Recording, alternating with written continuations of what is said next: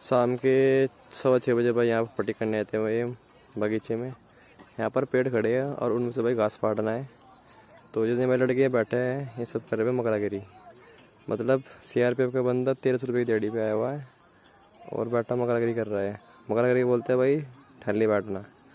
और अभी हम भी भाई थोड़ा बहुत काम किया है, उसके बाद फिर रोल कॉल चेक में चलते हैं भाई, जो 6:30 बजे लगता है।